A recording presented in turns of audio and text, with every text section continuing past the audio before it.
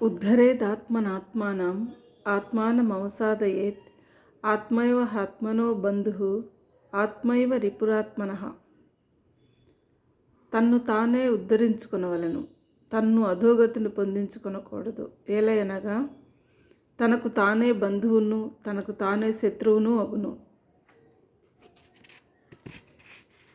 ఈ శ్లోకాన్ని గమనిస్తే ప్రతి జీవుడు తన్ను తాను ఉద్ధరించుకోవాల్సిందిగా పరమాత్మ ఇక్కడ చెప్తున్నారు. గురువులు, శాస్త్రములు, దైవము దారి చూపుదురేగాను నడవవలసినది తానే. తన కాళ్ళతో తాను నడవలను, తన కళ్ళతో తాను చూడవలను, తన ఆకలిని తానే పోగొట్టుకొనవలను. God helps those who help themselves అని పెద్దలు చెప్పినట్లు తమ్ము తాము ఉద్ధరించుకొని చూచువారికి మాత్రమే భగవానుడు సహాయము చేయగలడు. సోమరులై ఒకంతైను ఇంద్రియ నిగ్రహము లేక భోగపరాయణులై దేవుడే మాకు మోక్షము ఇప్పించుకొనుట గాని గురువే తమను కైవల్యధామమునకు కొనిపోతాడు అని వెర్రి ఇక్కడ చెప్పటం లేదు. భగవంతుడు కానీ, శాస్త్రములు కానీ, గురువులు కానీ సోమరులకు, అకర్మణ్యులకు ఉచితముగా మోక్షమునకు ప్రవేశపత్రమును తీసి ఇచ్చుటకై కూర్చుని ఉన్నటువంటి వారు కాదు. ఒక చిన్న వస్తువును బజార్లో కొనవాలంటే కొంత మూల్యమును చెల్లించవలసి వచ్చును. అలాగే దానిని కొనడానికి డబ్బు సంపాదించవలసి ఉంటుంది. మరి పరమానంద ప్రాప్తి అనే వస్తువు మనకి కావలసినప్పుడు దానికి తగినటువంటి సాధన, ఎంతో నిగ్రహము అవసరమవుతుంది. అలాంటి ఆధ్యాత్మిక రూప సాధన చేయకుండా మనము సోమరులుగా కూర్చొని మనకు మోక్షం వస్తుంది అనుకోకూడదు. చెల్లించాలి, కొంత శ్రమ పడాలి, తన్ను తానే ఉద్ధరించుకోవాలి. ఈ విషయాన్ని, ఈ సత్యాన్ని పరమాత్మ ఈ శ్లోకంలో చక్కగా చెప్పేశారు.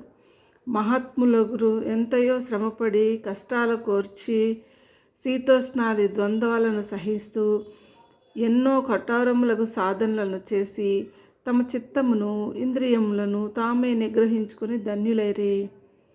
నిగ్రహించబడిన మనస్సే శుద్ధ మనస్సు. శుద్ధపడిన మనస్సే జనులను సంసారము అను గోతి నుండి పైకి తీయగలదు. గురువు ఉపదేశం సాంప్రదాయం కొరకు చేయవలసిన పని అంతా శిష్యుని చేతిలోనే ఉంది. వశిష్ఠ మునీంద్రులు శ్రీరామచంద్రకు చెప్పి ఉన్నారు. మనుజుడు తన రోగమునకు తానే మందు తినాలి, అప్పుడు నయం అవుతుంది. తన ఆకలికి తనే భుజించును. అట్లే భగవరోగమునకు కూడా స్వయముగా చేసి తరించాలి. ప్రపంచంలో తన ఉద్ధారకులు బంధుమిత్రులు కారు. తన యొక్క శుభ్రపడినటువంటి మనస్సే ఉద్ధరించబడుతుంది. మలిన మనస్సు పతనము, ఉద్ధరించబడిన మనస్సు పావనము. ఇంద్రియముల వశం నందుంటే బంధువులు లేనిచో అవి శత్రువులు. మనస్సు రెండు విధాలు, ధర్మం వైపుకు అధర్మం వైపుకు లాగుతుంటుంది. బంధువు తనయందే కలడు, శత్రువు కూడా తనందే కలడు. శుద్ధ చిత్తమే బంధువు, మరి మలినమైనటువంటి చిత్తమే శత్రువు. బాహ్య శత్రువు ఈ జన్మనందే హింసింపగలడు. అంతఃశత్రువు రాబో జన్మల్లో కూడా వెంబడిస్తాడు. అంతఃశత్రువును అంతమొందించి పరమశాంతిని పొందవలెను. ఉద్ధరేత్తని చెప్పినందువలన జీవునకు ప్రారబ్ధమన్నది లేదనియు, అది అడ్డురాదనియు, తనను తానే ఉద్ధరించుకున్నట్టుకు అవకాశం ఉన్నదనియు చెప్పబడింది. మనం ఎప్పుడూ కూడా ఇతరులపైన అన్ని పరిస్థితులకు వారే కారణమన్న నేరాన్ని మనము మోపుతూ ఉంటాం. నేను ఎందుకు చెడుగా ఉన్నాను అంటే నా తల్లిదండ్రులు చెడ్డగా ఉన్నారు కాబట్టి సమాజం చెడ్డగా ఉంది, లేకుంటే దేవుడు చెడ్డవాడు అంటూ ఇతరులపైన మనం నెడుతుంటాం. ఇది తప్పించుకునే విధానం.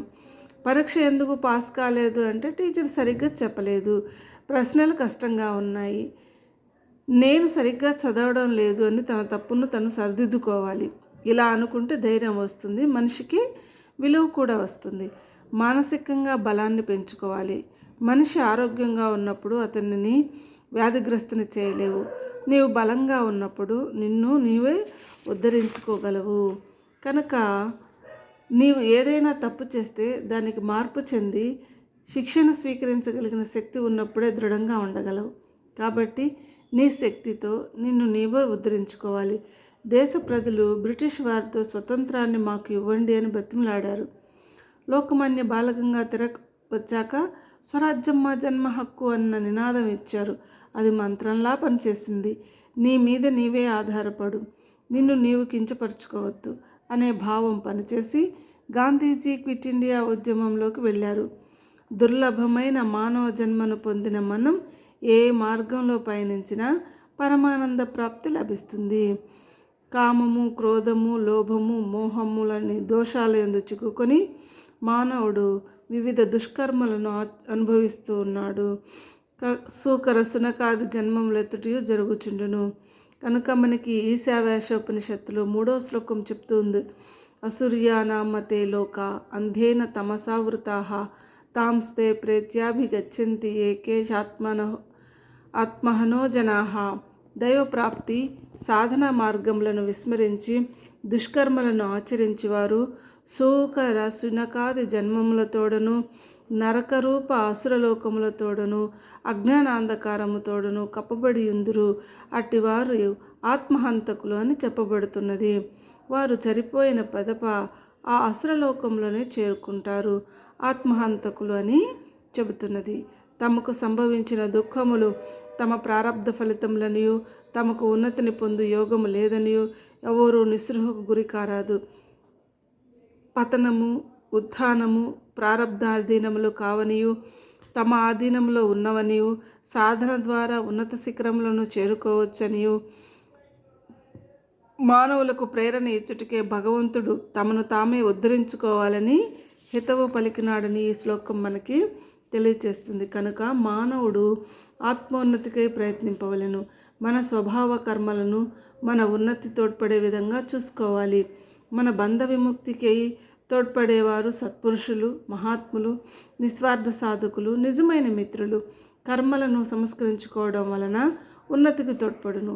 వివిధ పరిస్థితులను అనుసరించి ఆత్మ అను పదము దేహమును, మనస్సును, జీవాత్మను కూడా సూచిస్తుంది.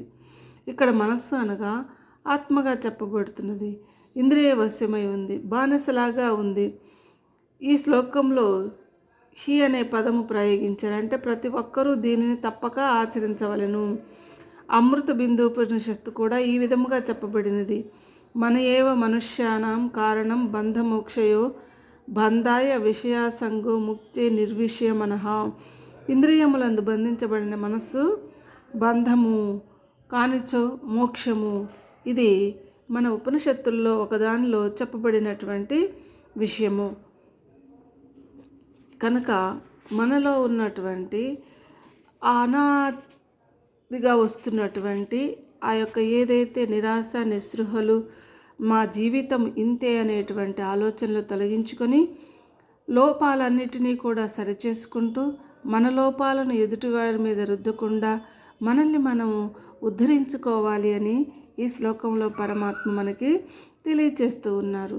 ఒక చిన్న కథ. ఒకానొక గురువు గారు శిష్యుడికి ఒక అద్దం ఇచ్చారు. దీనిని ఎవరి ముఖం మీద పెడితే వారిలోని చెడు కనిపిస్తుంది అని చెప్పాడు. శిష్యుడు గురువుగారి ముఖం మీద పెట్టారు. గురువుగారిలోని లోపాలన్నీ కనిపించాయి. అప్పుడు శిష్యుడు ఇన్ని రోజులు ఇలాంటి గురువు దగ్గర నేనున్నది అని అద్దం తీసుకుని వెళ్ళిపోయాడు. ఈ విధంగా చాలామంది ముఖం మీద అద్దం పెట్టి చూశాడు. అందరిలో చెడు కనిపిస్తుంది, అంతా తిరిగి మంచి వాళ్ళు లేరు అని తిరిగి గురువు దగ్గరికి వచ్చాడు. అప్పుడు గురువుగారు చెప్పారు, నాయన అద్దం అందరి ముఖం మీద పెట్టావు, నీ ముఖం మీద పెట్టుకుని చూసుకో అని చెప్పాడు. తన ముఖం మీద పెట్టుకున్నప్పుడు అందరిలో కంటే తనలో ఎక్కువగా తప్పులు కనిపించాయి. గురువుగారు చెప్పారు, నీ తప్పులను తెలుసుకొని సరిదిద్దుకొని పరమానందం పొందాలని నేను నీకు అద్దం ఇచ్చాను. నిన్ను నీవు సరిచేసుకొని ఉద్ధరించుకోవడానికి ఈ అద్దం ఉపయోగపడుతుంది అని గురువుగారు తన శిష్యునికి చెప్పారు. అదేవిధంగా ప్రతి ఒక్కరము మన తప్పులను మనము సరిచేసుకోవటానికే ఈ ఆధ్యాత్మిక సాధన. కనుక మన లోపల ఉన్నటువంటి ఆ లోపాలన్నిటినీ కూడా తొలగించుకొని పరమాత్మ యొక్క స్థితిలో ఎప్పుడు పరమానందంగా ఉండాలని, మన తప్పులనేటువంటి వాటిని ఎదుటివారి మీదకి నెట్టివేయకూడదని, నిరాశ నిస్పృహలకు గురి కాకూడదని, నా ప్రారంధం ఇంతే అని చెప్పి మానవుడు అలా కృంగిపోకూడదు. తనను తానే ఉద్ధరించుకోమని మనల్నికి చెప్తూ ఉన్నాడు. ఎవరైతే అలాంటి ప్రయత్నం చేస్తారో వారికి భగవంతుడు తగిన సహాయాన్ని కూడా చేస్తాడు.